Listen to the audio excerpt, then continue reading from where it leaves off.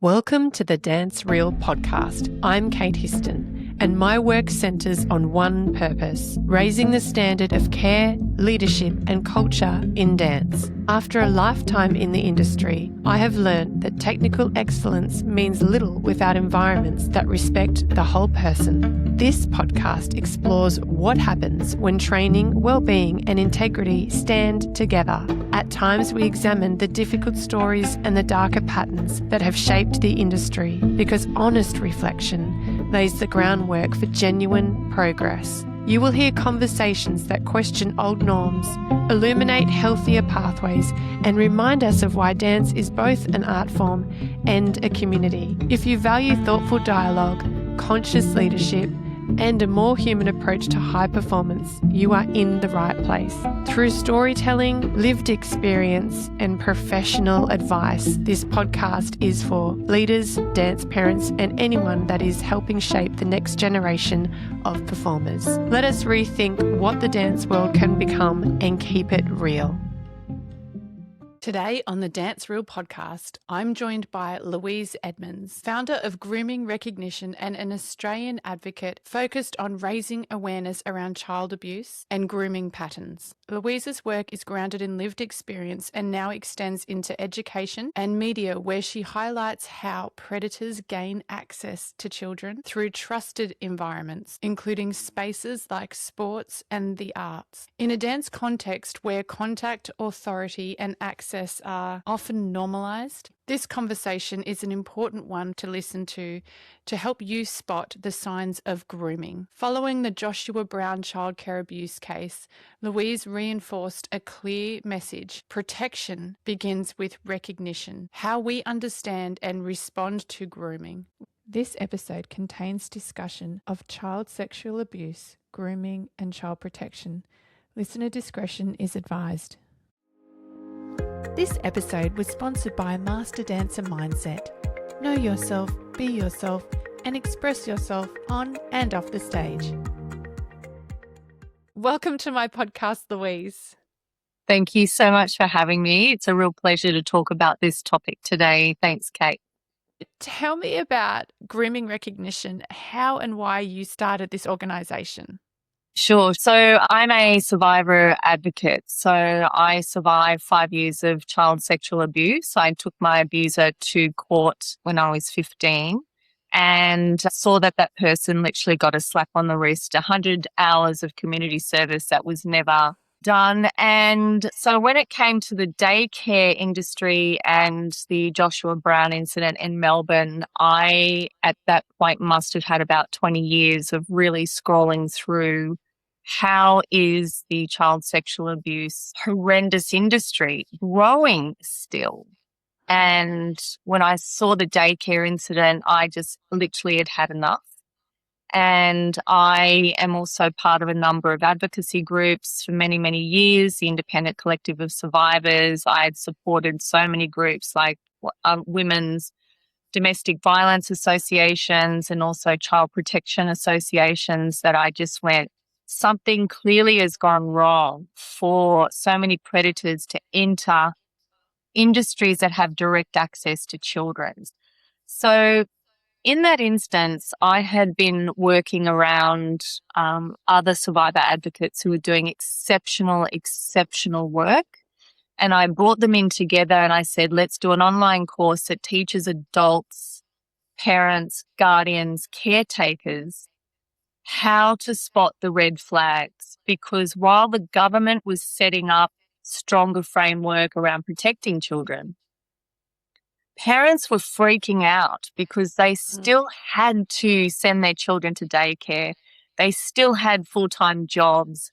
They weren't sure what was going on and how they could protect their children. The anxiety and pain to pass their children on to literally strangers in daycare, let's be honest, very stressful for parents. So we went in and did this online course. We had it up for free for many months, and basically we've had thousands of users come in and utilize the product because we have a multi-lens view. And I think this is really important to know. It's a lens from a legal perspective, from an ex-prison officer perspective who used to transport pedophiles from the jail to the courts for sentencing. So what she saw, what she experienced, then we have a counsellor perspective, a trauma counsellor. We then had lived experience experts. We had daycare experts. We had this multi-lens around the behaviour of the predator so that adults could see what was going on from lived experience and advocacy perspective. Mm. First of all, I just want to say I'm really sorry that happened to you. And thank you for all of your hard work that you are doing to educate the community of Australia and beyond. And we definitely need it. And in our industry, the dance industry, as you know, we've had some horrific stories. What are some of the red flags that parents can be aware of? So look, it's very hard to spot a predator. Once upon a time, it would be, excuse the expression, but it's used among survivors, the dirty old man in a bronze singlet, board shorts and thongs. You know, it was literally like that. It was normally the older man. Now we are seeing such a change in predators' age and scope that it's jaw-dropping. So we've got offenders as young as 18, 17 who not only are abusing children and grooming parents or babysitting and things like that, but they are filming their activities and they're selling it online to specific groups, which is called CSAM, which is child sex abuse material. So what we're seeing in terms of probably the most important elements of child sexual abuse is behavior, not the profile of a person, but the behavior of the person and the response of the child to that person. And there's distinct areas, which, I mean, there's shopping lists, but I want to keep this as simple as possible.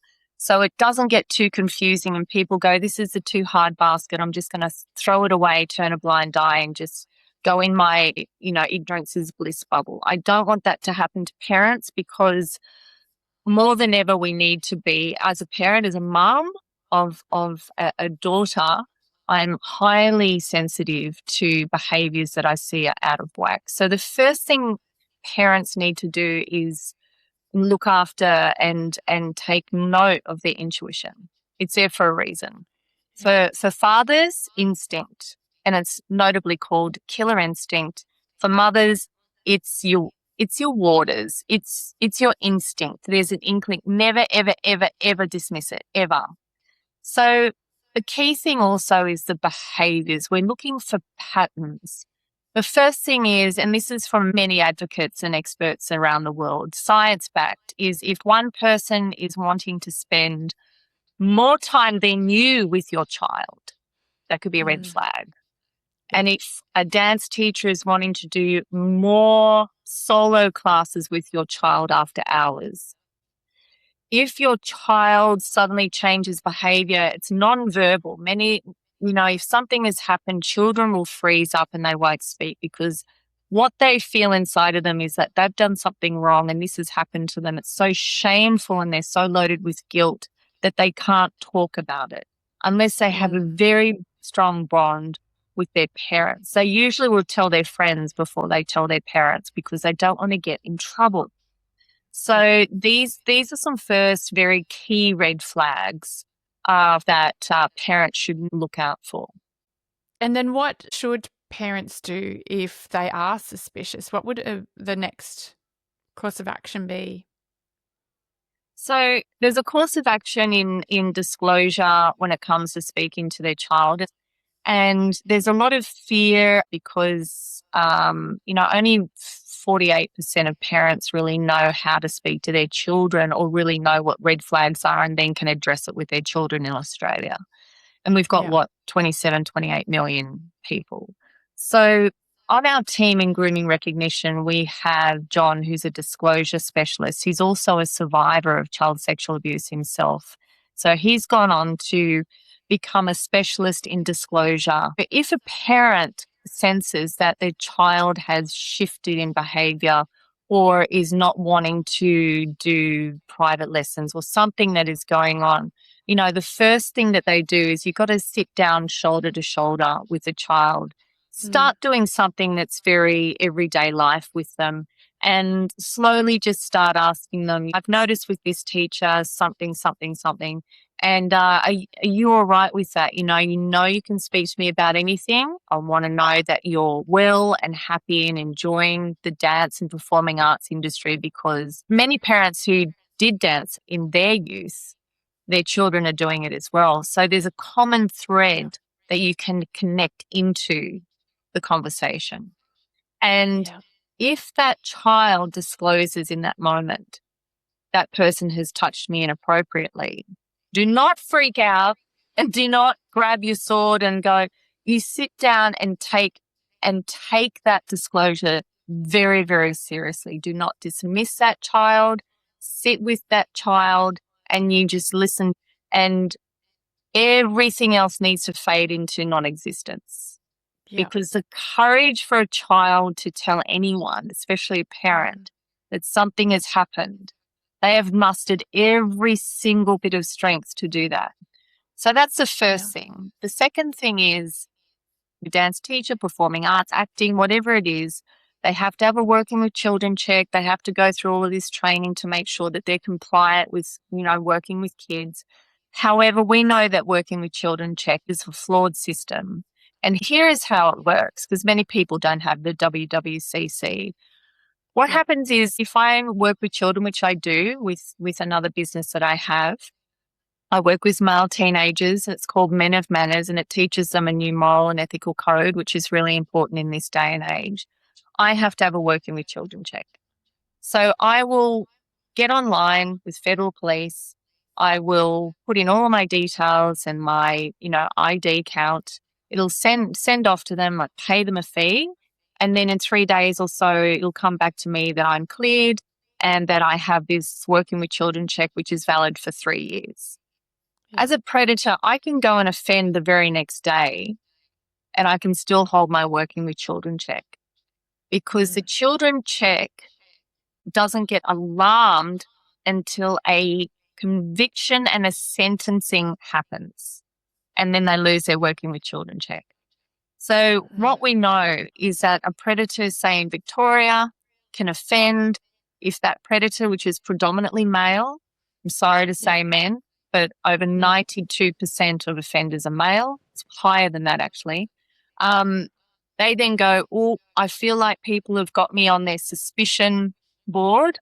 I'm going to resign and slip across to New South Wales. And this is actually what happens, is they move into another state or another area, another suburb, and they slip under the radar and they come up somewhere else, which is what we saw with Joshua Brown in the daycare industry, where he would jump from place to place to place. And he worked at a dance studio as a receptionist. So we don't know if any children were affected in that space as well, in that business, which is horrifying to know that could potentially be a possibility.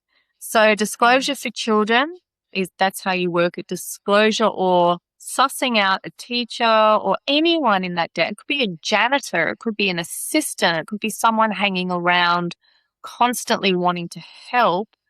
And if your alarm bells go off, then personally, this is what I would do. I would be confronting that person going, hey, what's your interest in the dance school? Are you a dancer yourself? Just make yourself known, which puts that person on notice. You hold the power of the conversation, because predators will usually groom the parent or the adult around the child that they're wanting to attack. So that's how I would work that situation. And in my industry, I see a lot of parents want the best for their children, especially in high performance and competition schools. And I think that's a vulnerability and a blind spot. Yeah, it is. Look, in my day, which is a few generations ago to where kids are now, which is it's even a more dangerous space where the children are now. But I was taught in summer school by the likes of Kelly Abbey, and there was a very, very distinct respect of Kelly's aptitude and Kelly's incredible talent and the students. And there was no emotional bonding. There was no connect. I mean, she's nice. She's the sweetest human being on earth. Yeah. So generous and so loving and so wonderful. However, there was a line. There was a very, very distinct hierarchical line between Kelly's the boss. She is the teacher. She deserves all the respect. We are there to learn. And I'm talking, 11, 12, 13, in early teen years. Yeah. So there was none of this. You don't go out on a weekend and catch up with Kelly. You don't do these things that we see today, which has gotten children into terrible situations with the grooming of, the worst ever grooming situation, which was Grant Davies in RG Dads, who's now behind bars for 24 years for the horrendous crime that he committed against his students. But, there is a hierarchy, and this is where there must be a distinction. And it is actually employed by the teacher. The teacher is the one who draws the line. She's the one who he's the one who builds a framework. So there is a clear distinction that students, it's not putting students in their place. It's like, students, this is the realm that you work in, and this is where I will sit to teach you everything that I know to get the best potential out of you and to get you into a place where you can excel in what you love doing. And that's really important to have that conversation. Yeah. And grooming often presents as care, support, and mentorship. What are some of the early relational signals that something is shifting out of alignment? Alone time is the very first thing. I mean, some people are natural. I mean, we're in the creative arts, right? So some teachers and choreographers and people who work in that adult sphere are incredibly charismatic. They're fun. They have natural wit, sense of humor, they have personality. So that is all fine. There's no problem with that. But when there is too much alone time, or the child has to stay back at class, it's now dark, that is when a parent needs to step in and say, do you know what, one-on-one classes or private tuition or whatever is great, as long as there's a chaperone present, a parent present if they can. I know that's really, really hard in this day and age, or there's someone else present.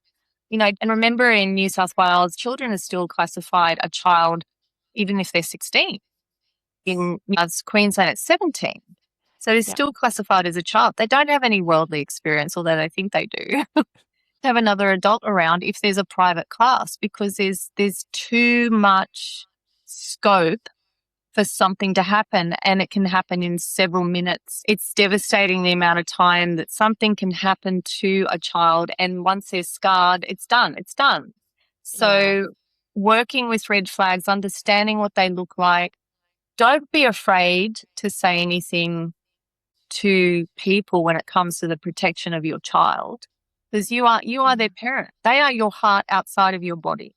So it's your objective to keep them safe and whole, happy, as much as possible in your life. And you've spoken about how adults can also be groomed, which you mentioned before, alongside the child. Can you just explain in detail how that dynamic unfolds within families or institutions? Adults are groomed, especially single parents, which is a very devastating situation. And I only spoke about this to an MP yesterday. For example, we've got 1 million single parent families, which are predominantly mothers. And, I grew up with a single parent, and she had 5 children. And her first birth were twins, which was myself and my twin brother. So here she is carrying these 2 children, everywhere she went. And that is I won't say it's a burden, because she loves all of her children equally, but it's a big strain. And especially when in Australia, we have a very high divorce rate. Predators will look for, is the father around? If the mother is known to be a single parent, then we're seeing dating apps where predators are reaching out to mothers knowing that they're looking for love for themselves. But predators are looking for a mother who has young children, so they can get to the children. And isn't this horrible that I'm even saying this? That, that's how predators will groom a mother, let's say, for example, because he will come in as the hero. He will come in as the savior.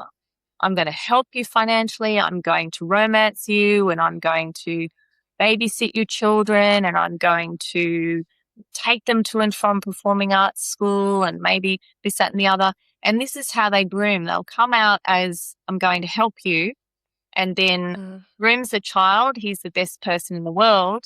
And once that has settled into a space of, okay, everyone's very trusting of me, it will start to go sinister. And that's an example of how they tend to groom the adults with the children in institutions, as you would ask. Where a predator had groomed parents. Obviously, he was in the church, he was a priest, he was very well respected in the society, in the community, and he was abusing several households' children. And many people go, why didn't the children say anything? You don't understand. Children should not have that responsibility placed on them, that they have to disclose what's going on to them, because they are victims. They're probably coerced and threatened. They are groomed into what is happening to them, and they're literally shut down.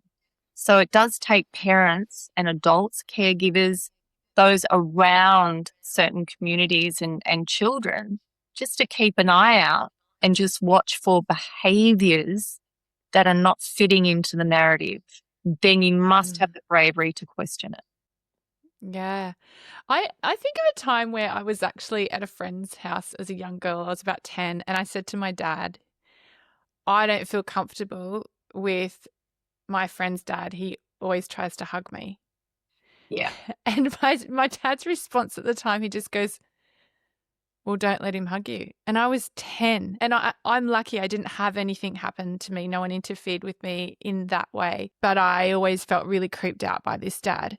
Yeah. So, yeah. It's interesting knowing what we know now. But as a 10-year-old, I don't want to make anyone upset. Okay, so I agree with you. This is where hugs were something that, I love hugs. I'm a daddy that loves hugs. It's like children need to be told from a very, very young age about body autonomy.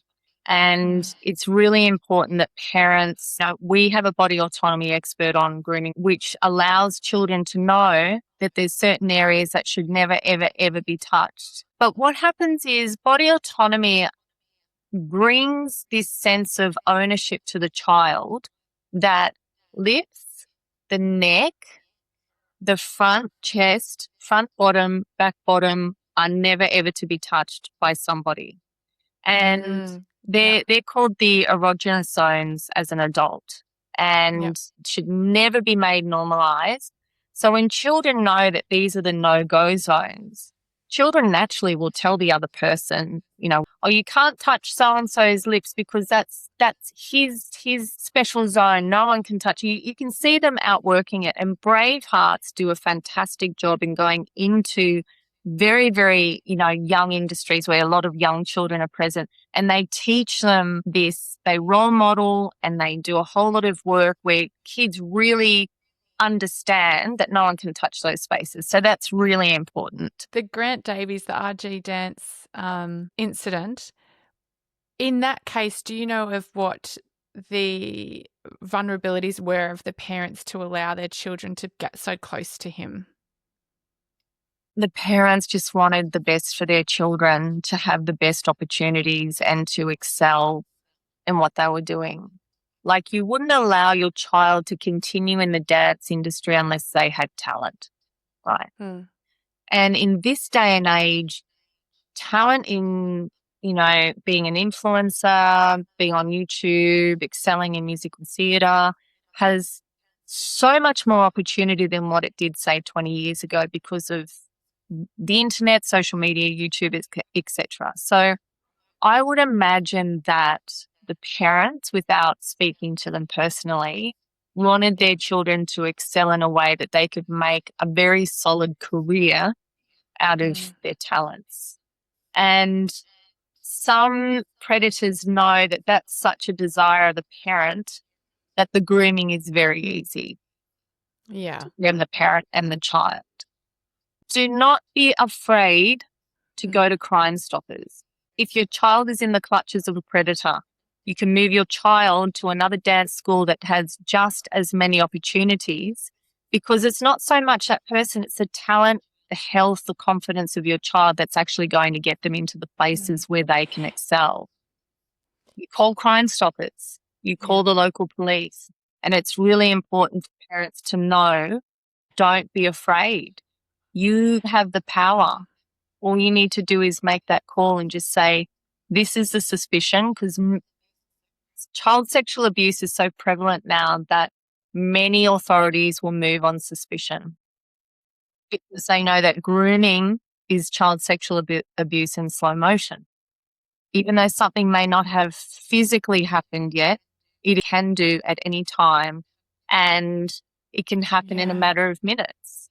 So this is what parents need to come up with, this strength, so that they can protect their children or any child that you see that's in a situation. And from what I know about cult-like systems, and you've got dance studios, some of them run like coercive behavior by the studio owners.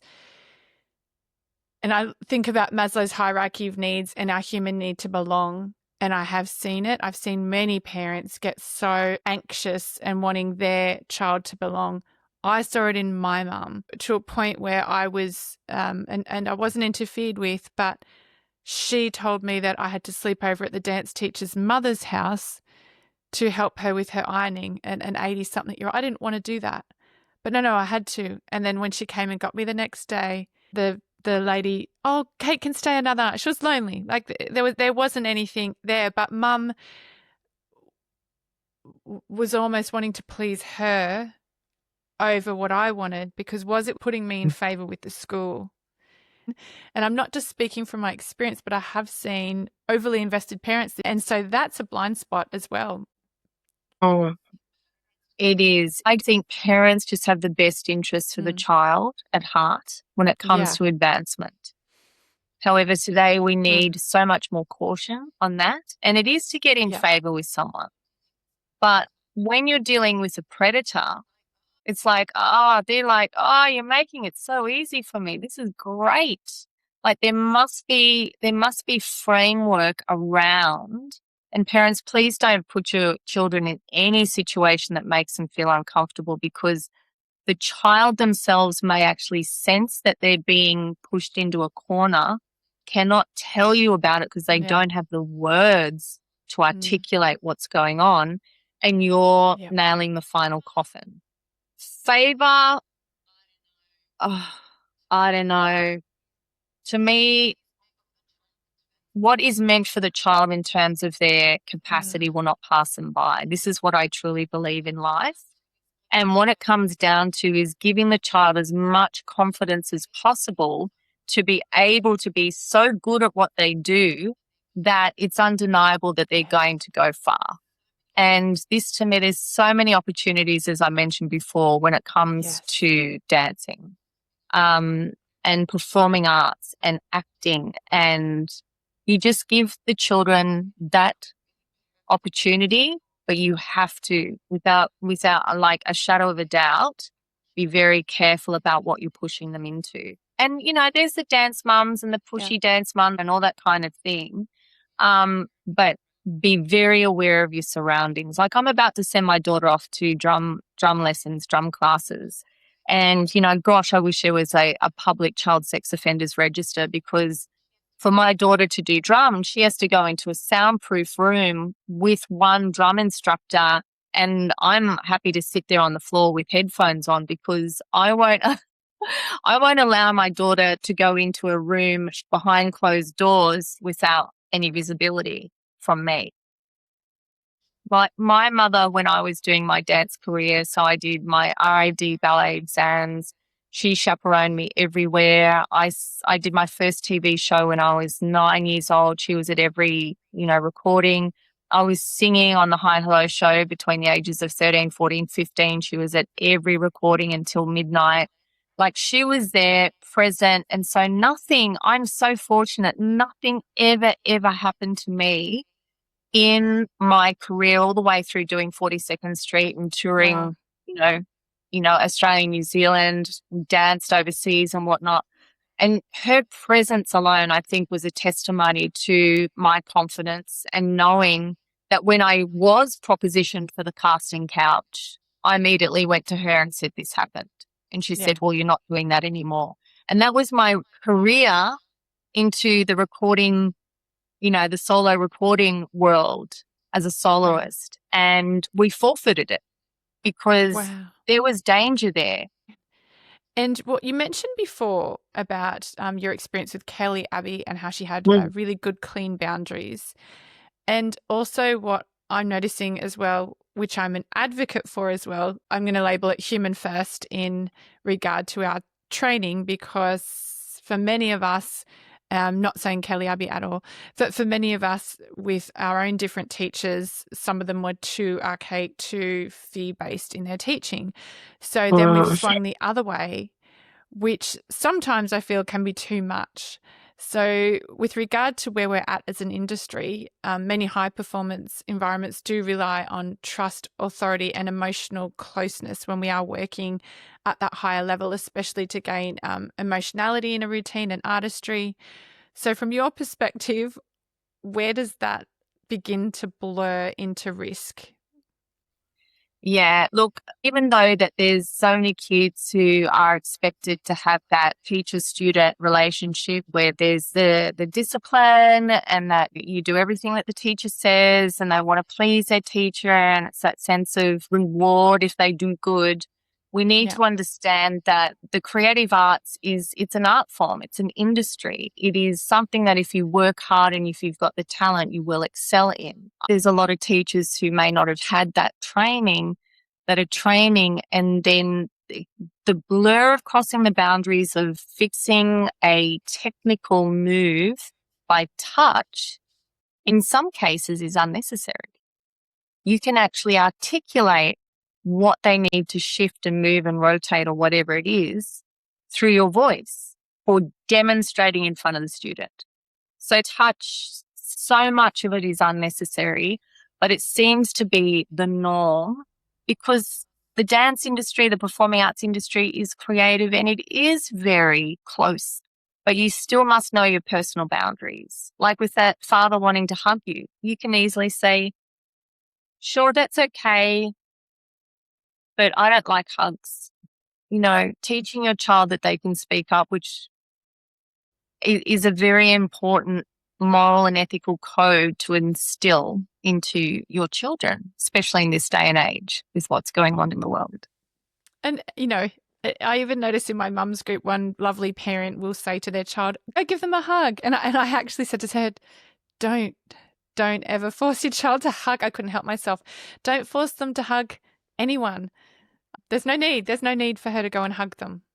I'm a second-time mum now, but when with my daughter, my 20-year-old, I was definitely that parent that wanted my daughter to be liked. I was much younger, and so I would encourage her to go and hug people on greeting. And then I've had to then, as she's an adult, have the chat and say, you know what, I was young. I wasn't as wise as what I am now. These are the things I wish I could redo with you. And we talk about boundaries, and I think I raised her to be a little people pleaser as well. And luckily, she's fine. She had a very tight family bond with me and her father. But I can see now that almost that innocence in me when I was a younger mum too, of just wanting my daughter to be liked. And I went with what I knew, the fawning response. Of course. And there's nothing wrong with that.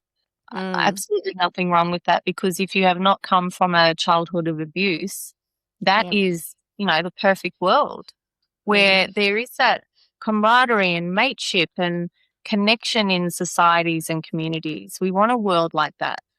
But, I come from a different space where I know the dangers and I can see them so clearly because I'm hypersensitive to them.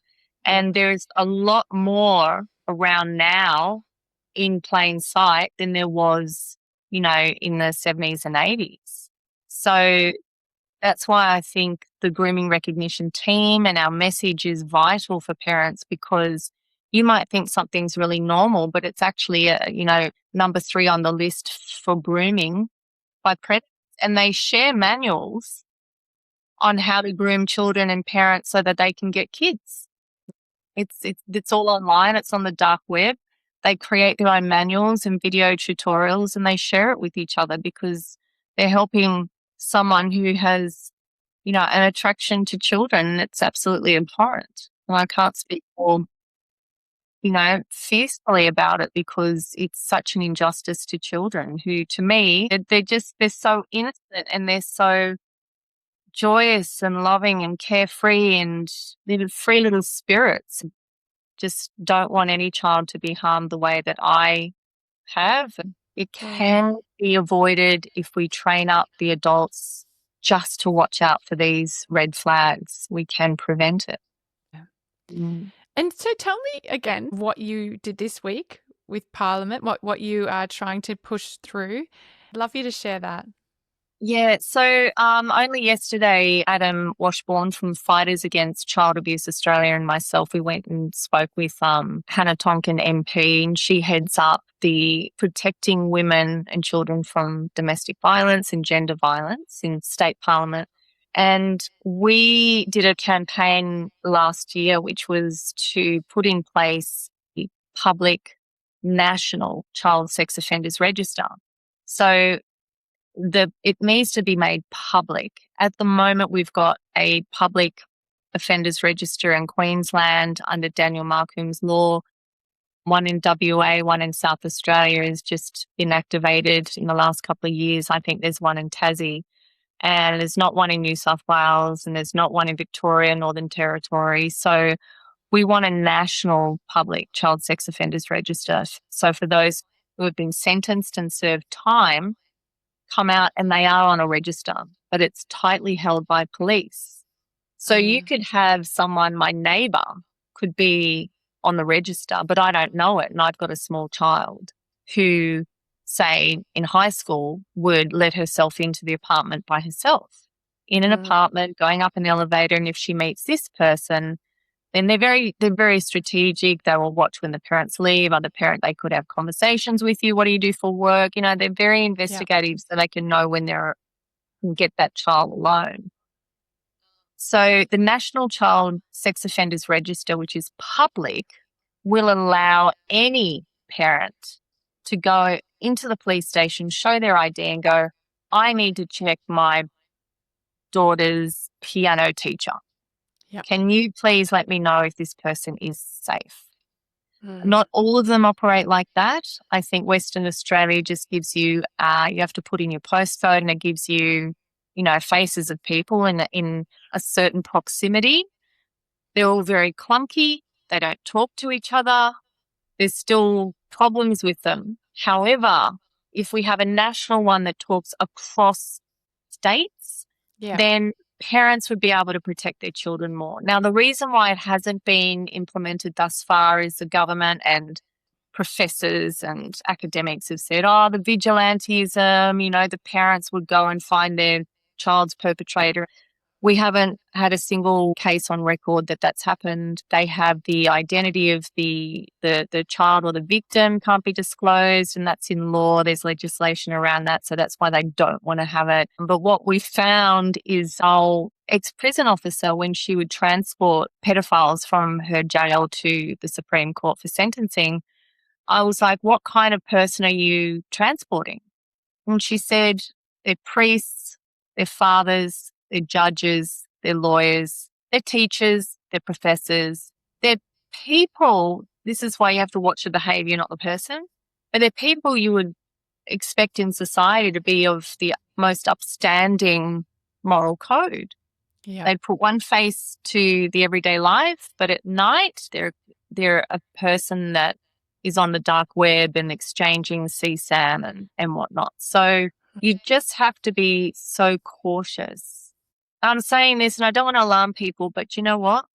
Put on that breastplate of justice and protection and just go, I'm just going to watch out for my kids here. You want them to grow up as whole as possible.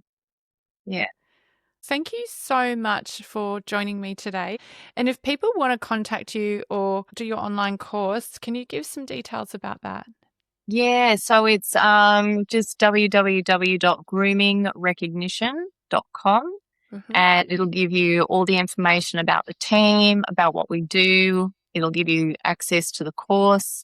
And the course is everyone's done about half an hour, 40 minutes of advice that they want to give you. So it's a couple of hours long with the 9 of us, and it's Great. based on lived experience and advocacy and solid knowledge. Oh, thank you so much. And I wish you and your team every success in bringing more prevention and awareness to our communities. Thanks, Kate. Thanks for having me.